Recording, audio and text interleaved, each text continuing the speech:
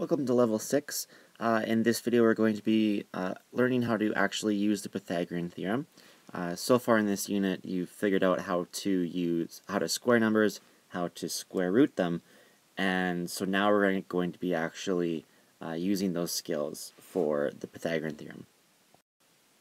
So the Pythagorean theorem is basically just a strategy used to find the third side length of a right triangle if you already know two of the three sides.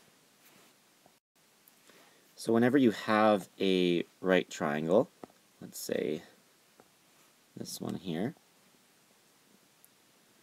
we know there is a relationship. So the important thing to do first off is to actually label the three sides of the triangle A, B, and C. The very important thing is that C is always going to be the length of your hypotenuse. I'm going to spell that out so you can see how it's spelled. So hypotenuse, and that's always the longest side of the triangle, of a right triangle, sorry. And sometimes it's a little difficult to distinguish where that might be, and so an easy way to remember is that it's always the side opposite the 90-degree angle, as you can see here. Here's your 90-degree angle, so the hypotenuse is the side opposite it. So that means the other two sides, which we call the legs, there's this leg and this leg, and we're going to label them A and B, and it doesn't really matter which one's which. So remember, from the previous lesson, we know that the Pythagorean theorem states a squared plus b squared equals c squared. Now, in grade 8, you're going to be given the length of A and B, and your job is to find the length of C. In grade 9, sometimes it gets mixed up. So let's take a look at an example and see the process involved. Let me just move down here. Okay, so let's say we've got a triangle, and this side is 4, this side is 3, and we're trying to find the hypotenuse. Okay, so first thing I'm going to do is label my sides. I've got my A side here, this is my B, and this is my C. And I'm going to write out the Pythagorean theorem to start off. So A squared plus B squared equals C squared. Now the next step is pretty simple. All we need to do is rewrite this exact same thing, except instead of A, I'm going to replace it with 3 because that's my A side there. And instead of writing B, I'm going to write 4 because that's the length of B. So just like this. I'm going to write 3 squared plus 4 squared equals C squared. Okay, so the next step is to just simplify this side of the equation here a little bit. We know that 3 squared is equal to 9, and 4 squared is equal to 16. Now we can add those two numbers together. Let me just move that stuff down. Okay, so if we add 9 plus 16, we would get 25. So let's think about what this is saying.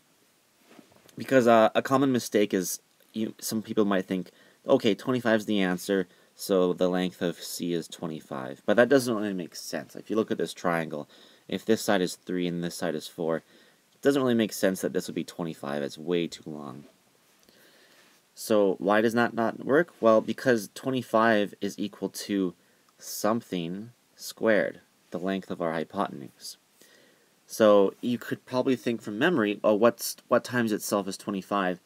And you might remember that it's 5. 5 times 5 is 25. But sometimes you're dealing with big numbers here and you won't be able to figure that out in your head. So the trick is to square root 25, because we remember that the square rooting is the opposite of squaring. So if something squared is equal to 25, then that something would be equal to the square root of 25. And then you would get 5 as your answer. Let's take a look at another one that has some bigger numbers. Let's go down here. Okay, let's say we've got a right triangle, and I'm going to draw it a little different. Actually, let me try that again. Okay, let's say it looks like this.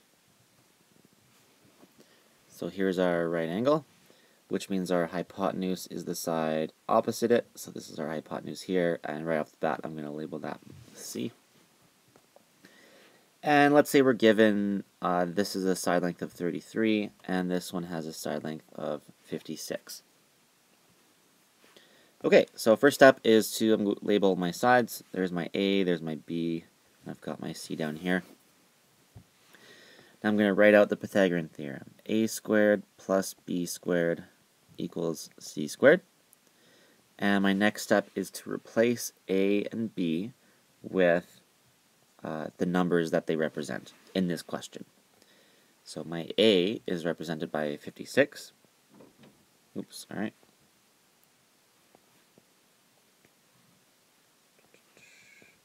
Okay. Oh, gotta stop doing that. 56. And my B is 33. So it's going to be 56 squared plus 33 squared equals C squared. Alright, now let me just grab my calculator here. So 56 squared is 3,136, and 33 squared is 1,089. Okay, so our next step is we're going to keep simplifying this. We're going to add these two numbers together. So 3,136 plus 1,089, that gets us 4,225.